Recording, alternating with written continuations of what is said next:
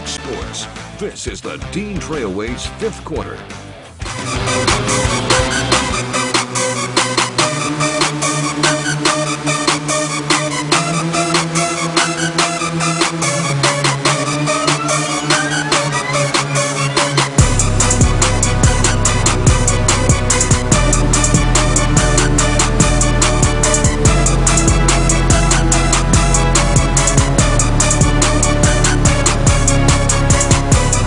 It was an unbelievable experience for my team, and that's what I'm happiest about.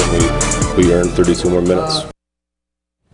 Back in November, Tom Lewis had all of his guys write their goals on a note card, and now they're one step closer to the thing they want most, and that is the state championship. Hello and welcome to our final Dean Trailways fifth quarter of the year. I'm Audrey Dahlgren. And I'm Nick Mantis. The Hornets have been waiting for this moment for exactly 6 years to the day. Back on March 25th, 2016, they lost to Detroit Henry Ford and haven't been back in the Breslin Center with the state semifinal on the line since that day. So let's not waste any more time and get you over to the Breslin, where there was buzzing with a huge Hornets student section during spring break and was ready to rock for a battle of the undefeated teams as Willie took on Freeland. And early and often, it was a Hornets defense that swarmed the ball up top, leading to fast breaks so that Mason Docks could put in 2 of his team-high 19 points.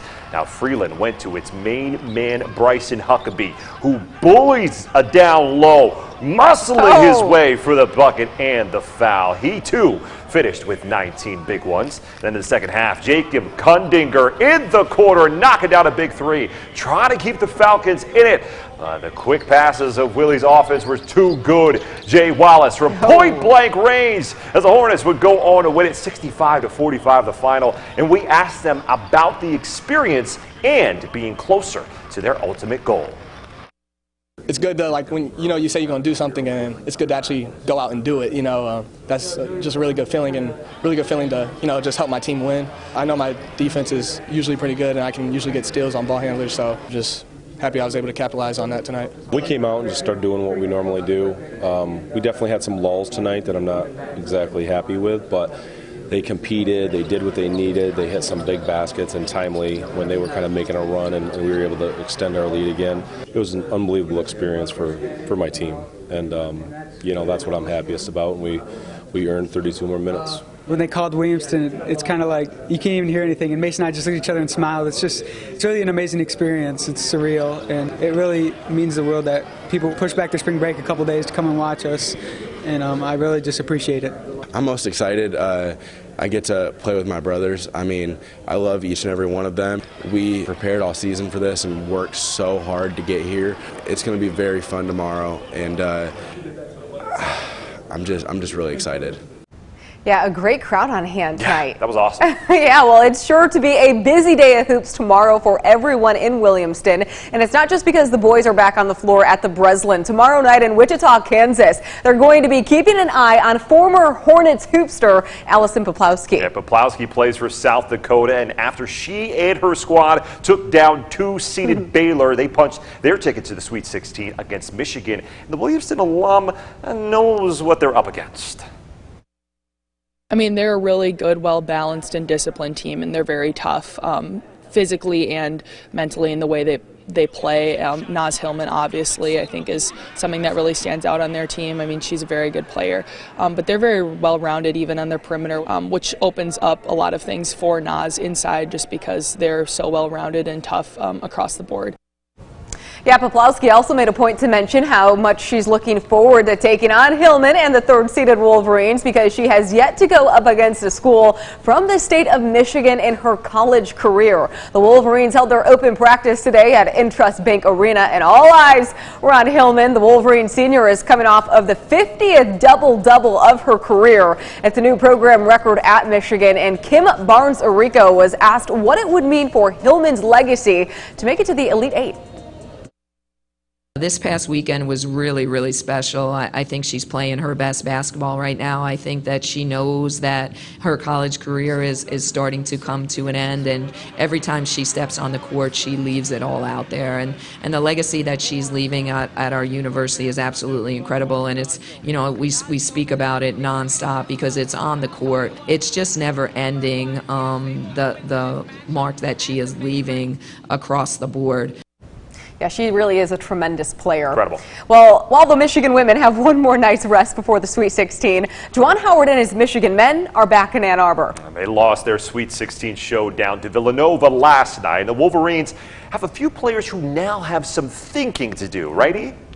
Yeah, that's right, guys. In particular, the 7-footer, Hunter Dickinson, who is a sophomore and said after yesterday's loss that he has not decided on whether or not he will be turning pro. If you remember, Dickinson tested the NBA draft waters last summer, but decided to run it back for another season in A-squared. And in last night's 63-55 loss to Villanova, Dickinson led the Wolverines with 15 points, but he did it on 6 for 16 shooting. And that kind of performance left the 7-footer frustrated after the game, but he was proud of the fight the team showed this March. When the season happened, you know, we kind of didn't start the way we wanted to, but, you know, when I look back on the season, probably just how proud of, you know, my guys and how, you know, we fought through adversity. We could have easily just gave up on the season halfway when, you know, we were like 4-4 in the Big Ten, under 500, but, I mean, we fought as hard as we could, and, you know, to be able to make the Sweet 16 and be one of the last, you know, 16 teams standing. Obviously didn't reach, you know, our ultimate goal, but I'm just proud of how we fought back and battled through adversity. Well, with the Wolverines' loss, it meant Purdue was the only Big Ten team still standing in the Big Dance, and tonight they had to take on the Peacocks of St. Peter's, who without question have been the Cinderella team of the tourney. First half, they were fanning out their feathers. Daryl Banks rises up for the alley-oop slam, 2 of his team-high 14 points to gift the Peacocks a 1-point lead, in the crowd, you know, just lost its mind. Then right before halftime, they were getting gritty in the paint. Clarence Rupert for the and 1, and ladies and gentlemen, we have ourselves a tie ball game. Purdue did take a 4-point lead into the break, and they steadily maintained it thanks to big-time plays from the Boilermakers' big-time man. Travion Williams banks it off the glass and in, 56-52 Purdue. Now 12 seconds left. Boilermakers down by 4. Jaden Ivey sends up a prayer, and it is answered. His 3 makes it a 1-point game, but in an attempt to get the ball back, the Boilermakers have to foul, and St. Peter's knocked down both free throws to become the first 15 seed in the history of the NCAA tournament to advance to the Elite 8, 67-62. And by the way, it's apparently National Peacock Day. Wow. Yeah, so talk about the stars aligning. And on that note, we need to take our first TO. You fanning your feathers? This is a chicken dance. This is not a peacock dance. I'll learn that later. But when we come back, the NCAA tourney talk is far from over because we are making our way over to the ice. Now, because one-seeded Michigan was looking to survive and advance, but the Western Michigan Broncos made history in their regional semifinal against Northeastern. The game-winning goal you have to see to believe. It's all coming up after the break. But the Dean Trailways 5th quarter returns. This is 6 News Now, here for you 24 hours a day, online at WLNS.com. The city of Lansing is now one step closer this morning to picking its new fire chief. A pool of 4 candidates has now been narrowed to just 2, with the final decision coming next from Lansing Mayor Andy Shore. Now, the Lansing Board of Fire Commissioners chose Brian Sturdivant, the current fire chief in Battle Creek, and the current interim fire chief for Sterling Heights, Edwin Miller. Left out is current interim Lansing Fire Chief Michael Tobin. He's facing some scrutiny for what some say are controversial social media posts he made years ago. Mayor Shore's decision could happen at any moment, and when it does, 6 News will be here for you with who is named the new fire chief. Looking for a different kind of lunch break? Check out the Daily Digital Debrief, weekdays at 12:30 on WLNS.com and on the 6 News app. It's a little bit of news, a little bit of weather, a little bit extra.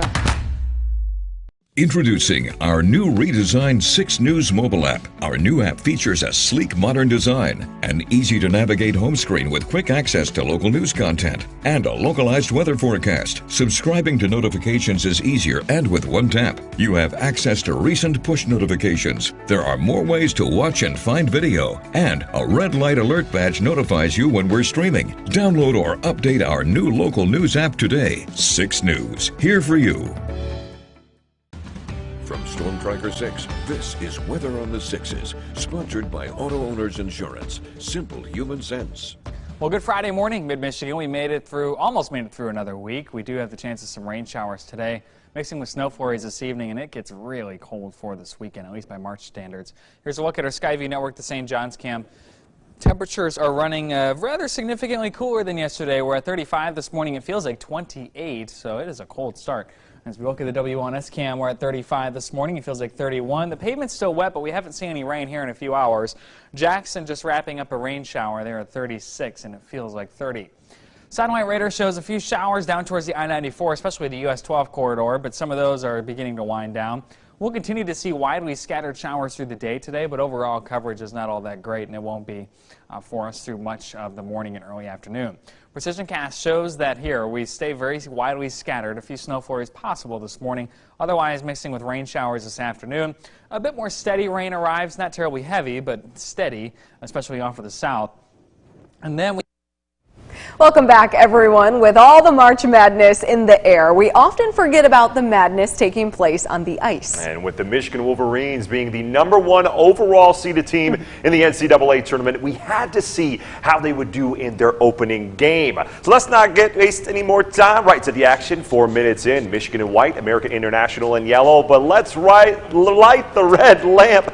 Garrett Van Wyhe tipping it in to get the Wolverines going. And there would be plenty more where that came from. Second period on the power play. One-timer from Brendan Brisson as the Wolverines get the win. 5-3. Odd, what you got? Well, in the Worcester Regional, Western Michigan dropped the puck against Northeastern, and this goal may go down in hockey lore. 93 seconds into overtime, Broncos sophomore Luke Granger gets tricky with it behind the net for the wraparound goal. Everyone initially thought Northeastern's goalie had made the save, but after looking at it, Granger popped in the game winner to win the final for the first NCAA tournament victory in WMU's history. It's on to you now. Well, it's going to be tough to follow that up because it was certainly a day to stay inside. But for the MSU baseball team, it sort of didn't have a choice as due to inclement weather expected in the East Lansing area on Sunday. The Spartans played a doubleheader today with Illinois, and the Illini cruised to an 11-3 victory in Game 1. So how about Game 2 of the doubleheader as sophomore Nick Powers, he was on the mound for his 6th start of this season. Second inning, Powers ran into a bit of trouble with 2 runners in scoring position as Brendan Kumia goes the other way to bring both runners home, and that put the Illini up 3-0. Powers would settle down after that as his final pitch of the game records a strikeout in the 6th inning. Powers gave up just the 3 runs in 5 1/3 innings, so MSU was still looking for its first run of the game, and in the 6th inning with runners on the corner, Jack Frank is going to beat out the throw at first, which would allow Mitch Jebb to come home safely to make this a 3-1 game. But after that, in the next half inning, things got away from the Spartans as Justin Janis singles to right. It's misplayed by Zaid Walker, and that allows Danny Dalagale to score with ease. MSU committed 3 errors and drops Game 2 9-2. And to put it lightly, Jake Boss was less than happy after this one. Not a good day for us. We didn't really do much well in any facet of the game today, so really disappointing. I thought we'd really been playing well the last couple weeks going into today, and you know, unfortunately for us, we didn't pitch well, we didn't defend well, you know, we didn't run the bases well, we didn't swing the bat well, and you know, Illinois is traditionally a team that is not going to beat themselves, and you know, they didn't do that today, and I thought we did. It's really cool to see when you can kind of get back to things as normal, and we can see that we're interviewing Jake Boss in person and stuff. Because since I've been here for the last 2 years, it's only been over Zoom that we've been able to talk to him. So getting to see that again is pretty cool. Yeah, what's it's nice also to be back. cool, absolutely. And what's also cool that the Spartans are back on the diamond tomorrow to close out the series against the Fighting Illini. Now, first pitch is slated for 1:05 p.m. and they're not the only Spartan team who's going to be taking the field on on Saturday. No, Michigan State's football team is just chugging through its spring ball practices, and after the break, you're going to hear from the new defensive line coach. Plus, offensive coordinator and quarterbacks coach Jay Johnson is looking for even more out of his main man, Peyton Thorne, this year. Stay with us. This is 6 News Now, here for you 24 hours a day, online at WLNS.com. The city of Lansing is now one step closer this morning to picking its new fire chief. A pool of 4 candidates has now been narrowed to just 2, with the final decision coming next from Lansing Mayor Andy Shore. Now, the Lansing Board of Fire Commissioners chose Brian Sturdivant, the current fire chief in Battle Creek, and the current interim fire chief for Sterling Heights, Edwin Miller. Left out is current interim Lansing Fire Chief Michael Tobin. He's facing some scrutiny for what some say are controversial social media posts he made years ago. Mayor Shore's decision could happen at any moment, and when it does, 6 News will be here for you with who is named the new fire chief. Looking for a different kind of lunch break? Check out the Daily Digital Debrief, weekdays at 12:30 on WLNS.com and on the 6 News app. It's a little bit of news, a little bit of weather, a little bit extra.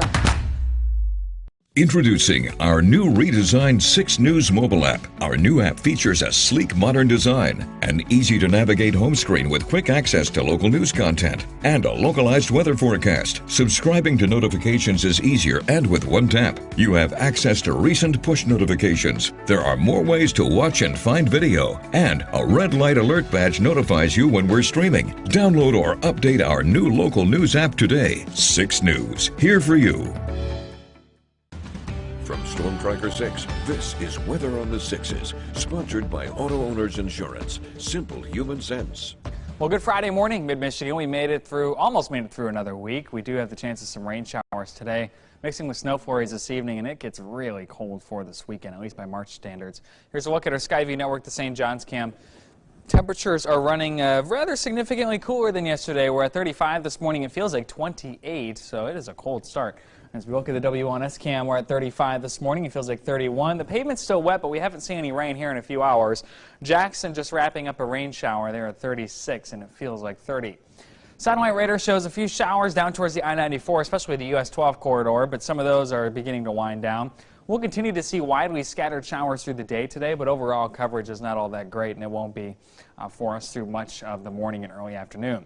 Precision Cast shows that here we stay very widely scattered. A few snow flurries possible this morning, otherwise mixing with rain showers this afternoon. A bit more steady rain arrives, not terribly heavy, but steady, especially off of the south. And then we begin to mix in with the snow flurries as the colder air fills in, and at that point we'll see snow showers through Saturday morning.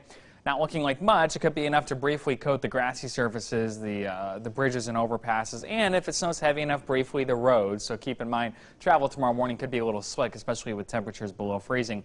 At that point, though, as we head into Saturday afternoon, we're just looking at mostly cloudy skies, very few showers around, and that continues into Sunday. We're looking at about 1/10 of an inch of rain to 1/4. I would say closer to 1/10 than 1/4. Not anything terribly significant for us today. In terms of snowfall amounts, well, it looks like we'll be seeing less than 1/2 inch just about everywhere. More snow is expected to fall along the lake shore, where they're expecting some lake effect or lake enhancement, but overall not. Welcome back. Spring ball is in full swing for Michigan State's football team right now. Yeah, tomorrow's practice makes it number 6 for the Spartans, and one of the new faces on the field this year will be defensive line coach Marco Coleman. Great name. Yeah, Coleman replaced longtime D-line coach Ron Burton, and he brings a wealth of knowledge to East Lansing. He played in the NFL, coached in it, and most recently was the defensive ends coach at Georgia Tech. He also has a background in finance, and earlier this week was asked why he decided to switch the career paths and get back into football. Football is my passion. I love it. You know, even while I was working within the financial service industry, my niche was the professional athletes. And then as I acquired clients that were football players specifically, I found myself, after we kind of got all the portfolios and stuff together, watching them play. And I'm telling them, hey, man, you need to bend your knees, you need to use your hands. I'm coaching them on football. You know what I'm talking about? You know, I'm so like, well, you know what? It's still in me, you know what I mean? And so I figured, you know, physically, if I am going to do it, now's the time.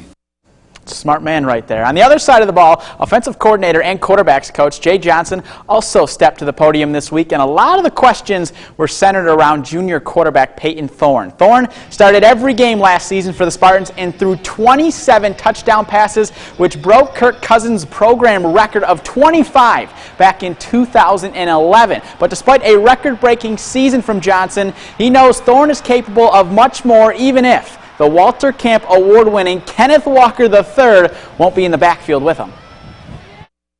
He was really, really good last year. He was very solid. But I still think as he and I have reviewed things and he and I have talked, the growth for him, I think, is really there still. And I think for us to take that next step, I need to see that growth from him. And then it's really just blending everything together. We're going to still have to run the ball well. You're going to have to throw the ball well. We need to be better in situational ball. We were solid in the red zone, but we need to increase our touchdown production there, and we need to do better on third down. Can't believe we're already kind of segueing back into football because it feels like we just had football season. Before you know it, fifth quarter will be starting back up in the fall. Exactly. Yeah, and we really thank you, too, for being with us this entire year. It's been so much fun covering everyone, Absolutely. and we hope that you've enjoyed our coverage as well. Enjoy the rest of your Friday, and yeah, thanks for being with us this season. We'll see you next year. Night, Mom.